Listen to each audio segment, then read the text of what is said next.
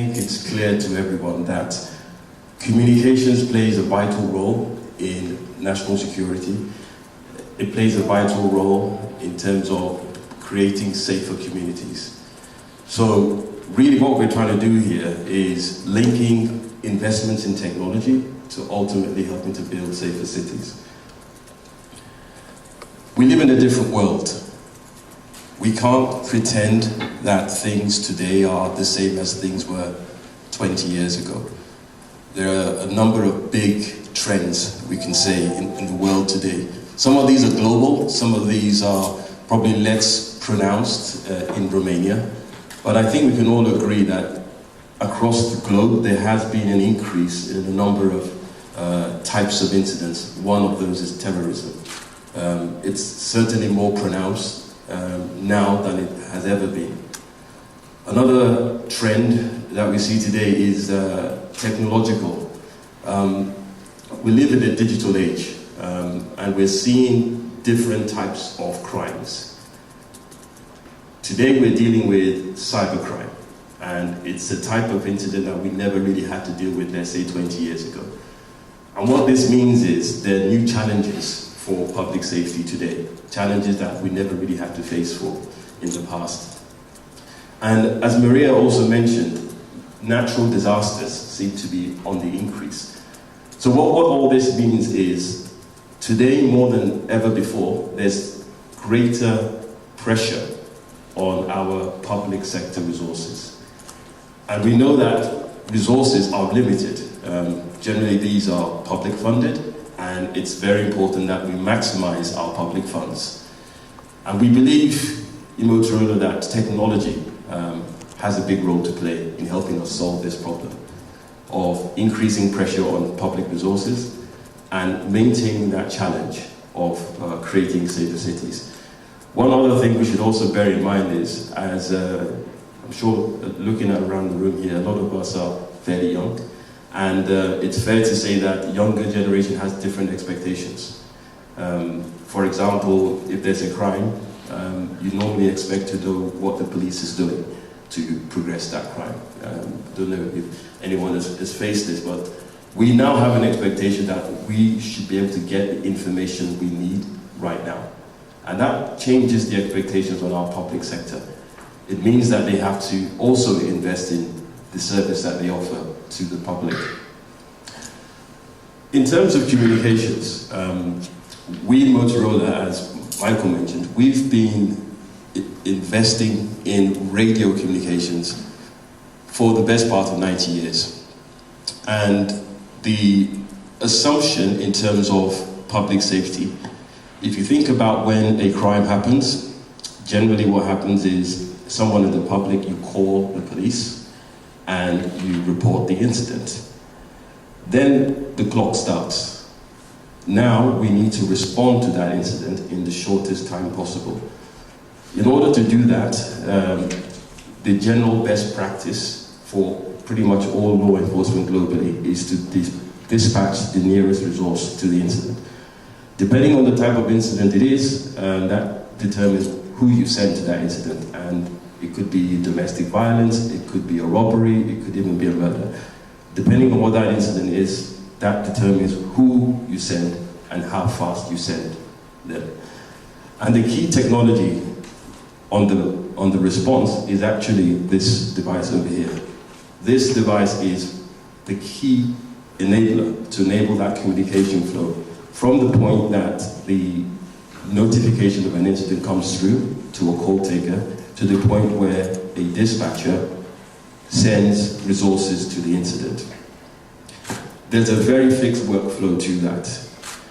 But the challenge we face today is, if we continue that way, it's going to be very difficult because we're facing new types of crimes, new types of incidents, increasing complexity.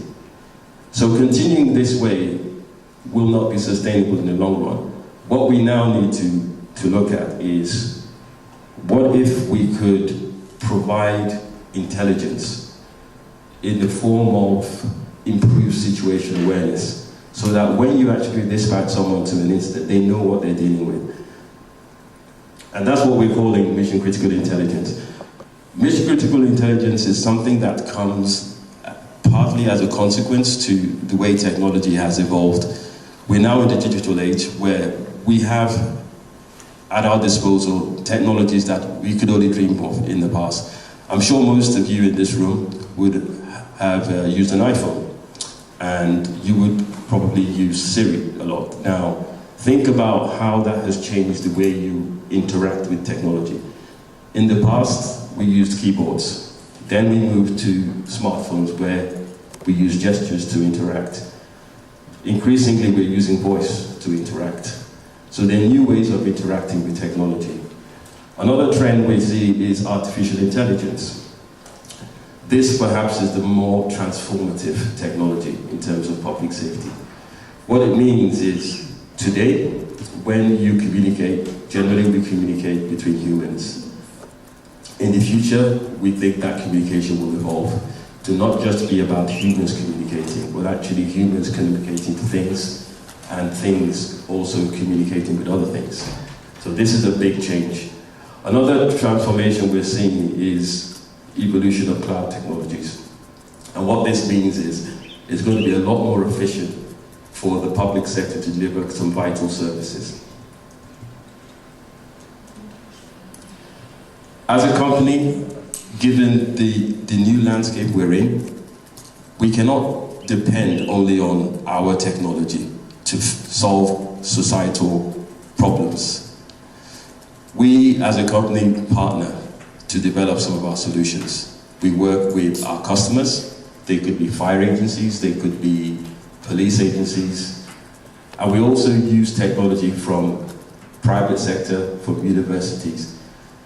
The approach we call co-creation, and it involves our researchers spending time with customers, understanding what their problems are, what their challenges are, and then going back and then creating what you would start as a minimum viable product. Then we work again with the customers and we iterate, and we continually do that. The advantage we have as a company is we do have a global reach. As Michael mentioned, we have customers across over 100 countries. And that gives us a unique perspective in understanding different types of problems. Problems in Australia may be different from problems in Western Europe.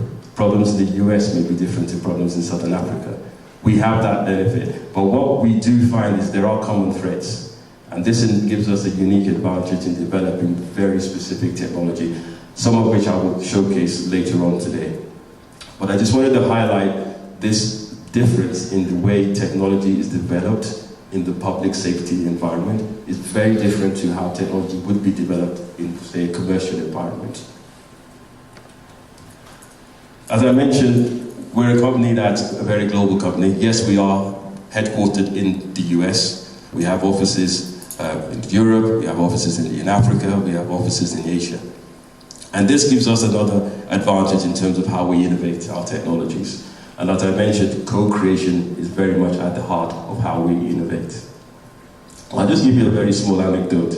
Michael mentioned radios normally have what you call a push-to-talk button, right? Which is this big button over here. And some of you may be curious as to, there's an orange button on the radio. And I just wanted to let you know that that positioning of that button is actually a result of research done by Motorola. And there's a reason for that. Motorola pioneered a field known as high-velocity human factors.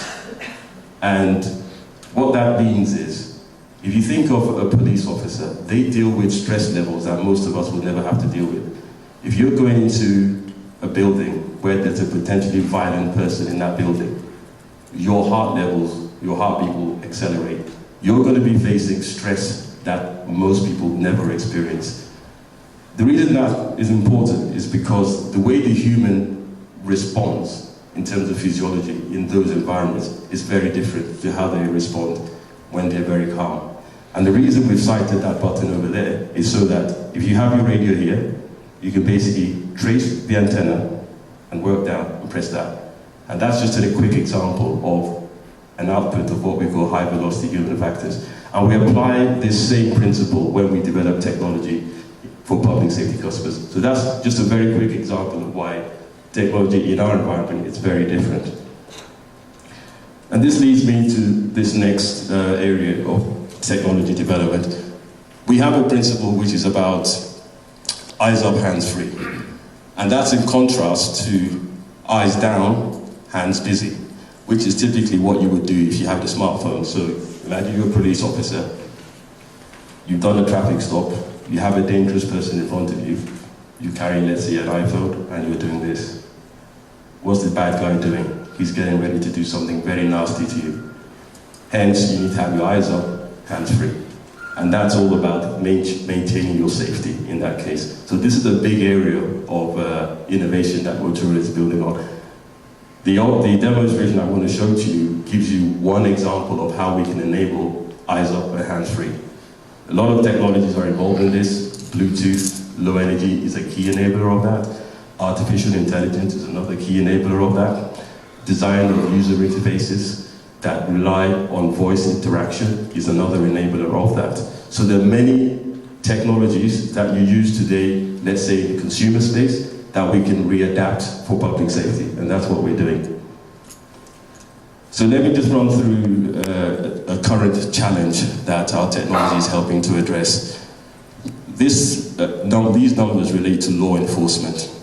And what our researchers found out that if you think of a police agency, how much time do you think they spend responding to incidents?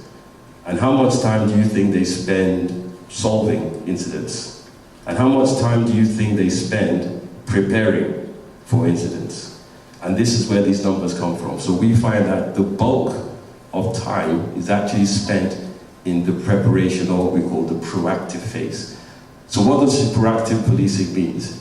It means making sure that when your officers are on a patrol, you focus on the areas where crime is more likely to happen. And this can make a big difference to how fast you can respond, because in this environment, every minute can make a difference to somebody's life. So it's very important that we put resources in an environment where they're likely to be utilized, and making sure we have the right skill sets there. As you can see, 60% is a very big number. So if we can make a big impact on that planning process, we can potentially transform that agency. Going on to the bit after an incident happens, this is the post-incident. A lot of police officers complain that they spend too much time doing paperwork. They would rather be in the field. Now, with digital technologies, you're able to address this problem by getting rid of all the paperwork and digitizing everything you do. So rather than giving someone a bit of paper saying they have a penalty, that is documented on an electronic device. That could be a smart device, for example. The big impact that has is if I'm able to digitize everything while I'm on patrol, it means that when I get back to the station, I spend less time. This has a big impact on victims. So imagine you have a situation where a police officer is deployed to a domestic incident. Because the police officer has a shift of, let's say, 10 hours, what happens is they quickly get down the details, they go back to the police station, and they document everything that's happened. In the UK, what we've noticed is where police agencies have deployed digital policing, which is essentially about using smart devices to digitize that information. Where they've done this, they're able to save over 1 hour in their shift. What that means is you can spend more time with the victims of crime. This means you improve the quality of the service. And ultimately, what we are trying to get to is a situation where we improve the relationship between law enforcement and citizens. Because ultimately, building a safer city is also about building a better relationship between the law enforcement and citizens. Technology has a big role to play in this. Here's just a quick example of what we can do using predictive analytics. Every time a call comes through to highlight an incident that's taking place, that information gets recorded. In most agencies, it's recorded in a system known as a records management system. Using big data analytics, we can extract vital information. We can predict, based on the information we have, when the next crime is going to happen. Not only can we predict that, we can also predict when and where and what type of crime will happen. We've done this in the US, and we were able to predict 40% of the next day's crime within an area.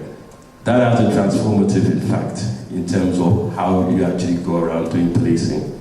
In this example you're seeing here, we're using predictive analytics to track on a street-by-street level exactly where you need to be, when you need to be there. This has a massive impact in terms of helping to reduce crime. And in fact, where we've done this, we've actually managed to reduce the crime levels.